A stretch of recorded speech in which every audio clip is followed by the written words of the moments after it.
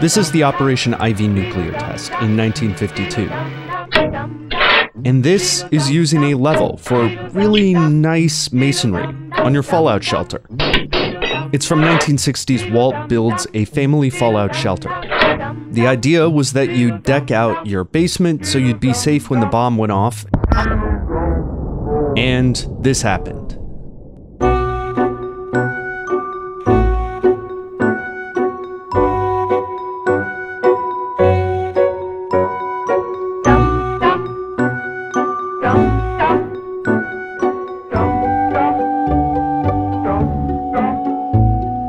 Well, this finishes my fallout shelter. Yes, Walt is smoking a pipe. The federal agency that made this film and the agencies that preceded it helped craft the domestic response to nuclear Armageddon in the 1950s and 60s. Fallout shelters like these were an inescapable part of Cold War culture in America, promising a place to hide from the radioactive fallout. Federal agencies promoted them, presidents advocated them, and the effects are still around today. This is the garage in my urban Washington, D.C. apartment building, and it's a designated fallout shelter. That's the sign right here. How am I pointing? That's the sign. Yes, got it? There were almost 1,000 designated fallout shelters in Washington, D.C., and they're a reminder of the fallout shelter boom, both in public fallout shelters like this one and in private ones, where people gave a lot of tours, like this one.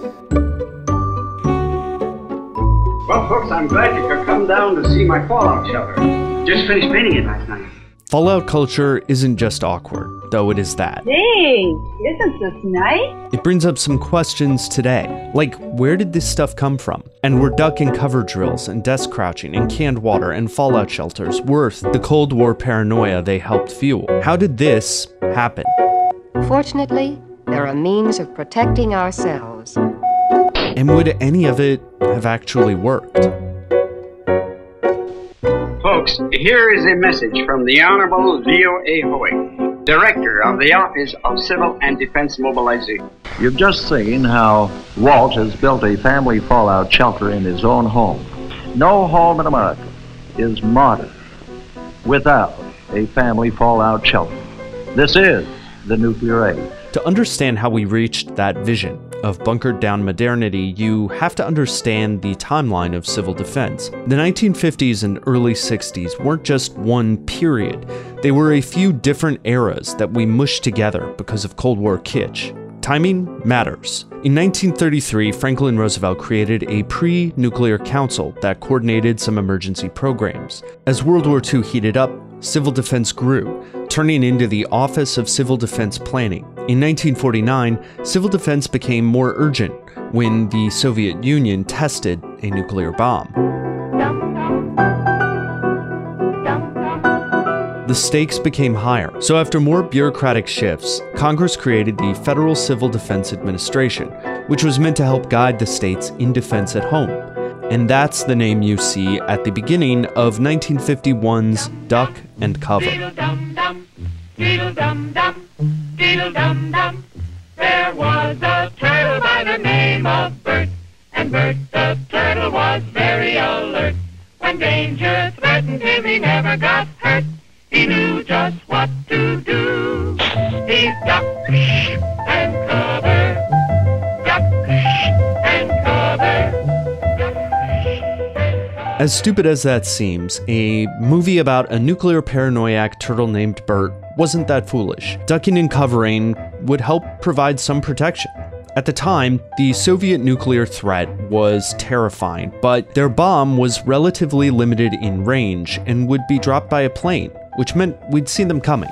You may be in your schoolyard playing when the signal comes. Running inside might make a difference, or even ducking and covering. But that explosion in the beginning of this video, that actually came after duck and cover. It's from the United States' 1952 test of the hydrogen bomb, which was more powerful than any weapon that came before it. Remember those final last seconds? 5, 4, 3, 2, 1, T0.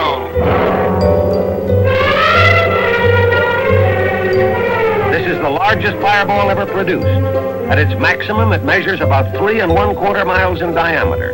The fireball alone would engulf about 1/4 of the island of Manhattan.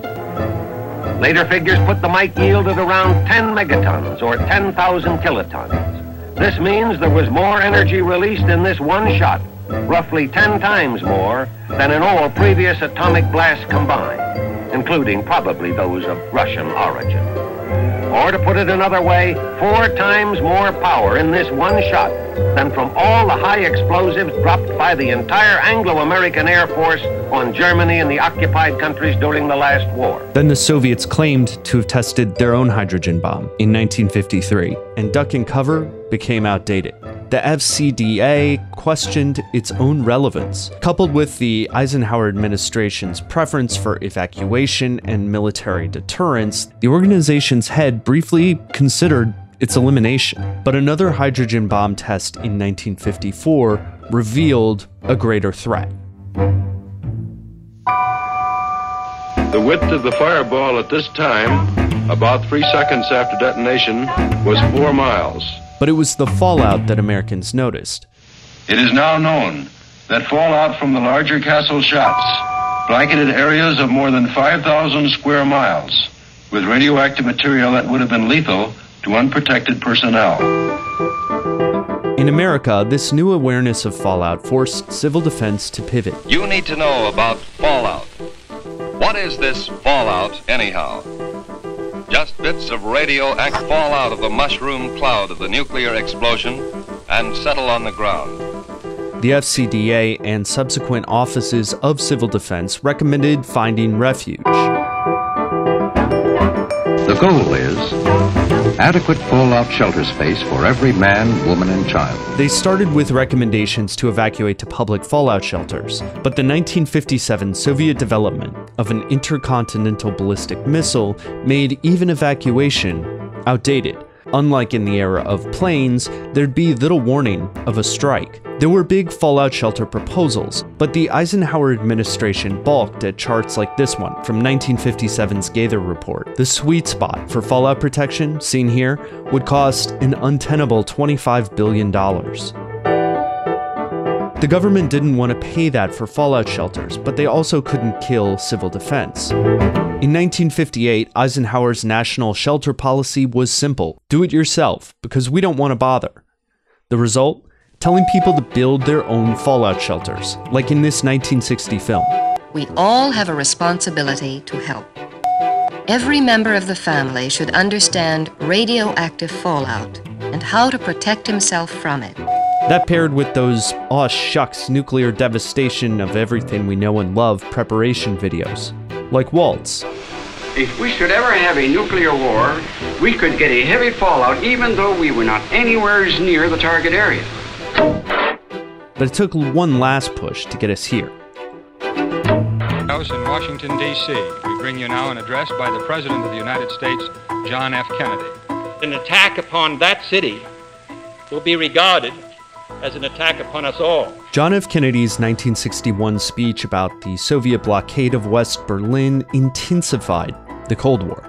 Military growth was a goal, but the speech was also a platform to announce a shift in civil defense policy. Tomorrow, I am requesting of the Congress new funds for the following immediate objectives: to identify and mark space in existing structures, public and private, that could be used for fallout shelters in case of attack. Kennedy requested the civil defense budget increase to about $207 million, which was much less than the $25 billion recommended in the Gaither Report. But it did mark a change in emphasis. It was part preparation, part message to the Soviet Union that the US could survive an attack. He reorganized the agency yet again. The government had stocked a number of public fallout shelters, though the effort was scattershot. Some people made their own home versions. Then you can rest assured that no matter what the fallout threat in the future, you and your family will be ready for it. So, would any of this have actually worked? Let's go upstairs. In 1961, the Soviets tested Tsar Bomba, the largest bomb ever. It was more than 50 megatons. Historian Alex Wellerstein created a tool called NukeMap that lets you simulate what historical bombs would look like had they detonated over various cities. Put in Tsar Bomba and Washington, D.C., and you get this. The entire city would be gone, destroyed. The initial blast, the subsequent firestorm, forget about radioactive fallout. That fallout shelter in my basement would not exist. All those urban fallout shelters would probably collapse in a massive nuclear exchange. And beyond those cities, more than 100 million people living well beyond the destructive range of blast and heat could be subjected to dangerous or deadly amounts of radiation from fallout.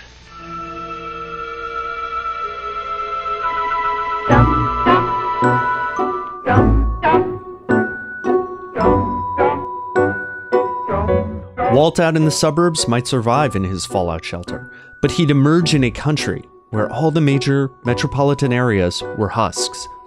This chart shows the decline in civil defense spending during the Johnson administration, due both to JFK's assassination and the buildup in Vietnam.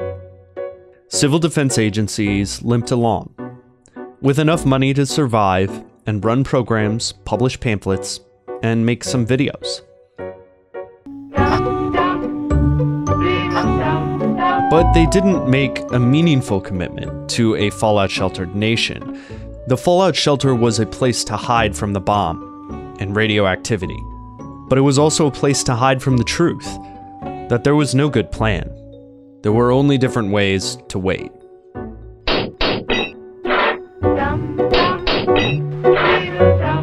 This is the Nuclear Age.